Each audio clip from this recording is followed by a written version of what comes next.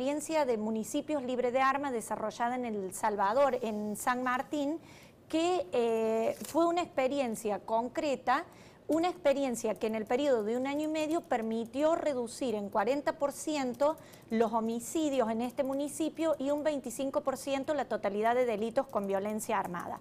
La característica de estas experiencias es que combinan una serie de estrategias que se articulan y que van desde la prevención hasta el control legítimo en el marco del Estado Marcela, de Derecho. es importante para que estas estrategias que tú estás mencionando, que han funcionado en otros países como Colombia, por ejemplo, funcionen, que tengan, ¿no?, la fuerza que se espera, es importante tener instituciones fuertes también, democráticas, ¿no? Porque estaba leyendo en el informe que precisamente una de las grandes debilidades de las instituciones centroamericanas es que son fácilmente, digamos, son débiles, ¿no? En cuanto a la aplicación de la justicia. Tú tienes, por ejemplo, unas policías bastante cargadas, como dice el informe, con mucho trabajo, con mucha responsabilidad.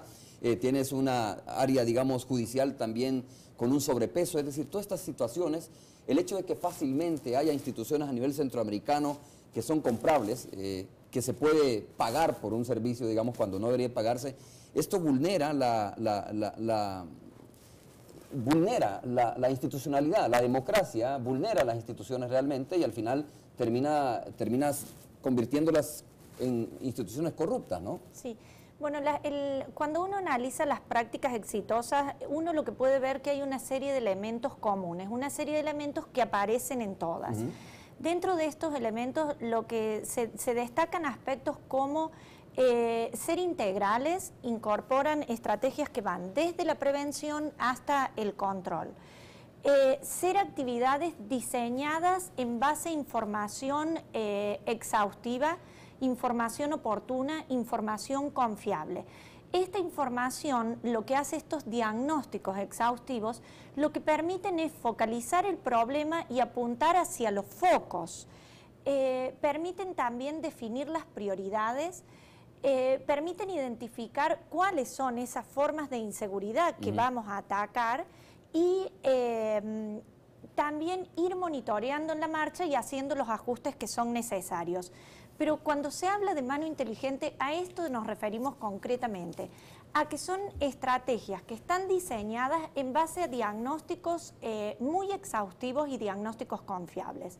Otro de los aspectos claves es que en estas intervenciones participan una serie de instituciones, no es respuesta de una sola institución, y son estrategias que se articulan en el marco de una política concreta y que se desarrollan bajo el liderazgo de las autoridades competentes. Pero hay un liderazgo responsable de definir la visión, de articular las intervenciones, de facilitar la coordinación entre las instituciones, de monitorear las estrategias. Estas son algunas. También se destaca la planeación y la profesionalización. El tema de la seguridad ciudadana es un tema que requiere de una planificación muy precisa, no de improvisación, sino de planificación muy precisa. Esa palabra es interesante. Me parece que ha habido bastante improvisación, ¿no?, en cuanto a, digamos, los esfuerzos que se han realizado. El país mismo creo que ha sido objeto de eso, de improvisación en cuanto a algunos esfuerzos para tratar de neutralizar este tema de la inseguridad o de la delincuencia o de los índices de delincuencia.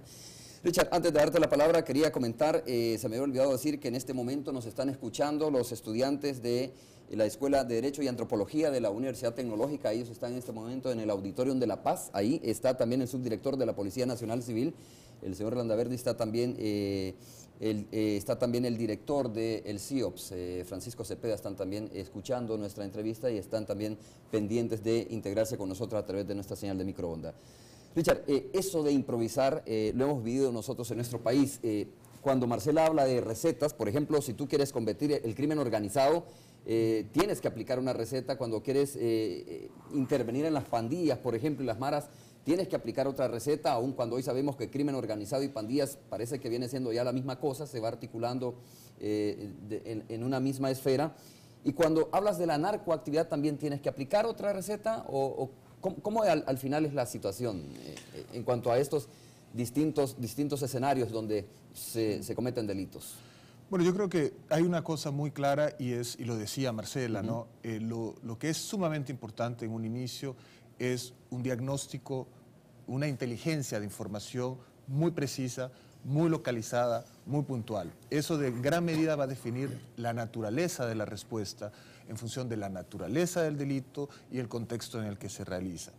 Entonces, es cierto también que existe, como se decía, un sistema sumamente congestionado, tanto de la policía, de los juzgados y de las cárceles, ¿no? Esos también son factores a considerar.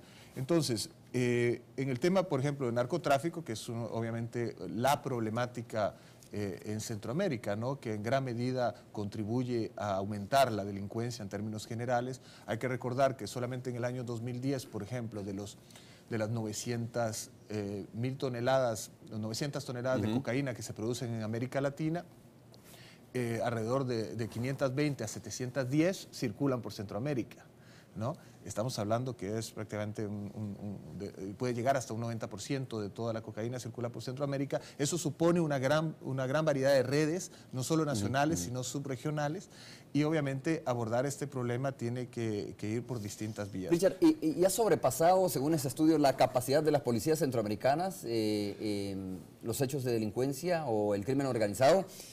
Fíjate que según este informe, las policías centroamericanas están sobrecargadas, ¿no? Sobrecargadas de trabajo, pero también no poseen, como digamos, los instrumentos técnicos necesarios para poder enfrentar este tipo de situaciones que está vulnerando las sociedades centroamericanas. Sí, yo creo que lo importante, más que decir que se ha superado la capacidad, es que hay una necesidad de organizar la capacidad de respuesta de todo el sistema de seguridad ciudadana y de justicia penal, de manera a ser mucho más eficientes.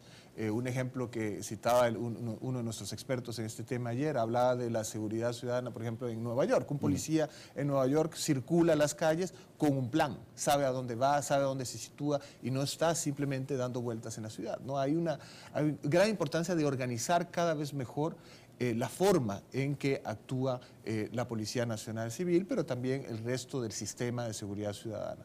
Entonces, en gran medida, bueno, es cierto que en El Salvador todo esto tiene un costo muy alto. De hecho, el costo, y eso es otro elemento que arroja este informe, se confirma que gira alrededor de un 11% del Producto Interno Bruto en el caso salvadoreño, y es algo que es sumamente importante en el resto de los países de la región centroamericana. Entonces, nuevamente, cuando uno va a abordar la problemática de narcotráfico, también se necesitan ciertos cambios estructurales, el marco legal, en donde permitan, digamos, qué sé yo, el pago de recompensas, que de alguna forma hay muchos elementos que vienen a apoyar la gestión del combate a ese tipo de delincuencia en particular. Y el hecho de que, por ejemplo, Centroamérica sea como uno de los principales puentes del narcotráfico vuelve más difícil también combatir los altos índices de delincuencia, Marcela. Es decir,